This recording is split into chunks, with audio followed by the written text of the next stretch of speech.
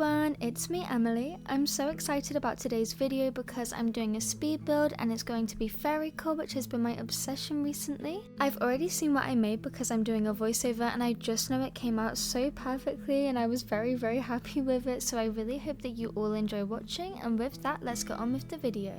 So the area I'm working in was my Harry Potter section. I did this build quite a while ago, but as my island has developed, I've started to find my theme a little bit more and just haven't been too thrilled with how this has been looking. I still may do some Harry Potter stuff somewhere else, but right now I just want to get it cleaned out and then make something new and exciting. Now I've got Anka's house here and I didn't really want to move her, but I knew the colour scheme of the build would be a lot of pink and white. I really recently completed the Happy Home Paradise main storyline, which means I can customise her house exterior with Tom Nook's help, so I picked some more fitting colours and then here we have the new house.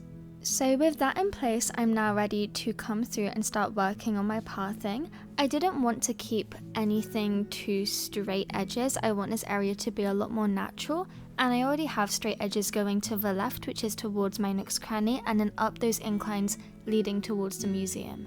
I'm making circles by taking 4 tiles of pathing and then rounding each corner. I really love that the game lets us have this much freedom with the Island Designer app instead of it all needing to be straight edges.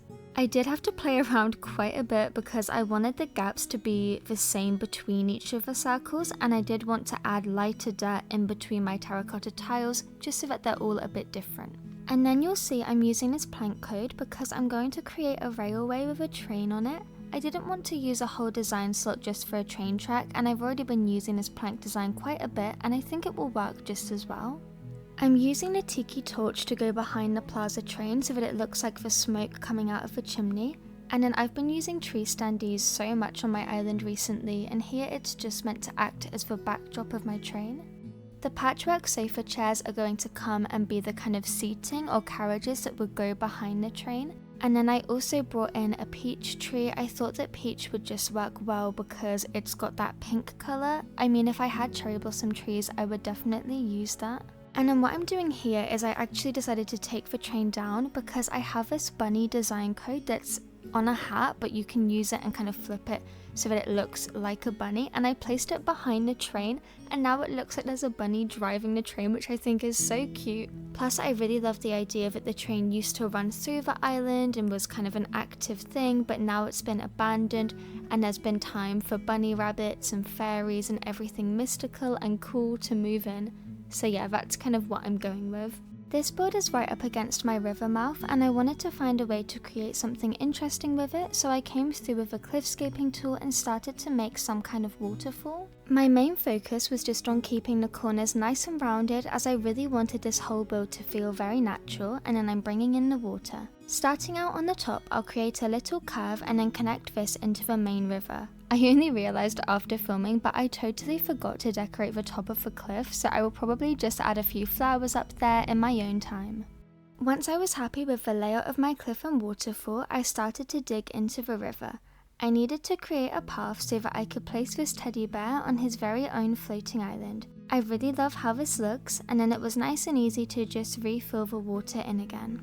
I then wanted to fill in this space a bit more, so another circle of pathing will go down before I add a fairy circle over the top. I then felt like the other circles I had looked a bit too plain in comparison, so I just added a few sparkles over them. I'm starting to add in a lot of my furniture and using so many custom designs. I really like to put custom designs under anything that I can just because it makes the whole build a lot more interesting.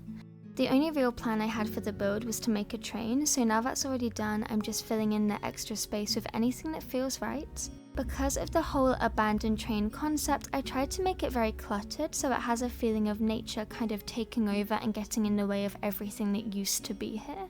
My island is called Bookling, and the theme is all about making areas inspired by books and fairy tales, and so whilst this build wasn't specifically based around a book, I will say it really reminds me of a lot of the fairy tales and Disney films where they have animal sidekicks. For example, I could definitely picture Snow White or Cinderella or anyone like that enjoying this area because it's got foresty creatures and then still has a kind of magic feel. I also always try to include some bookish items like the book design code I've got under the mush table and things like that, just to give a nod to the rest of my island's theme.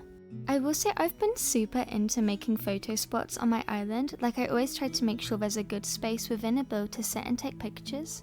I've just been playing with friends a bit more, and so it's really nice to have someone to get photos together. And also I've recently become active on Instagram, so having photo sections just makes taking pictures for Instagram that little bit easier. But yeah, my username is the same as on YouTube, so if you're interested, just look for Crossing Falls and you should find me. But I've been enjoying it a lot, and the community is actually still really active over there, which is lovely.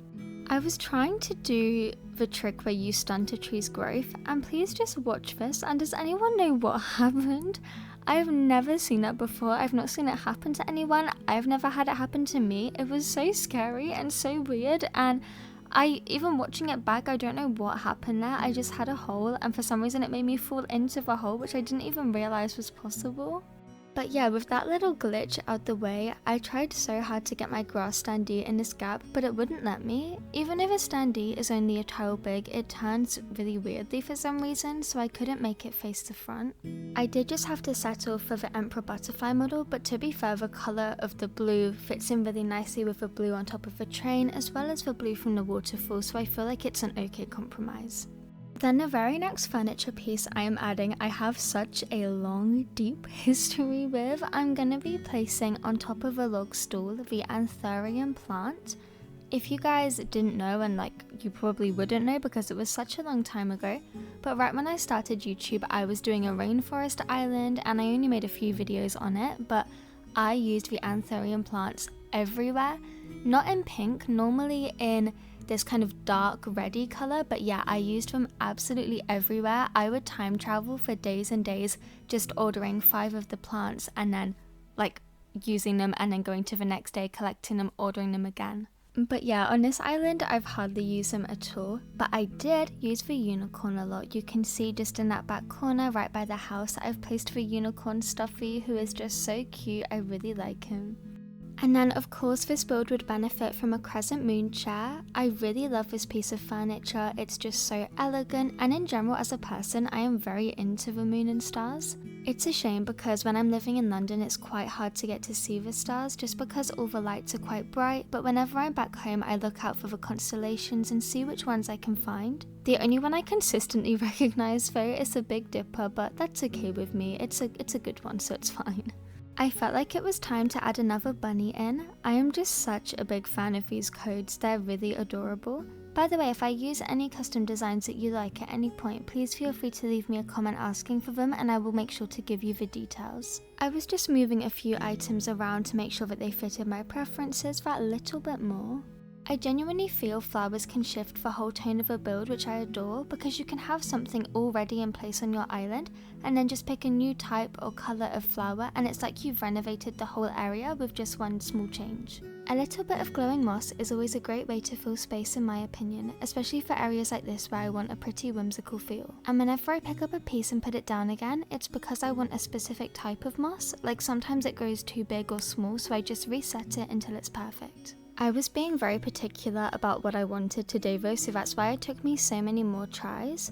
Then all I was really wanting to do for the build was add in a few more custom designs just to kind of fill in any of the blank space I had on the grass, but once I took off my Island Designer app, I remembered I had socks in my pockets and so I decided to put these down. I really love adding socks to a build because you can run straight over them so it doesn't impact in any way like how you can move through the build. But when I showed my sister this build, she laughed at me so much about the socks because she thought it was weird, but I don't know, I really like how they look so I'm just gonna go with them. I also decided to add a bag in the corner and I really liked how this looked, although it does mean that when you move through this part you have to kind of sidestep, but I don't mind that at all, and the only thing to the right of this is a small beach, so it shouldn't be a big deal for me.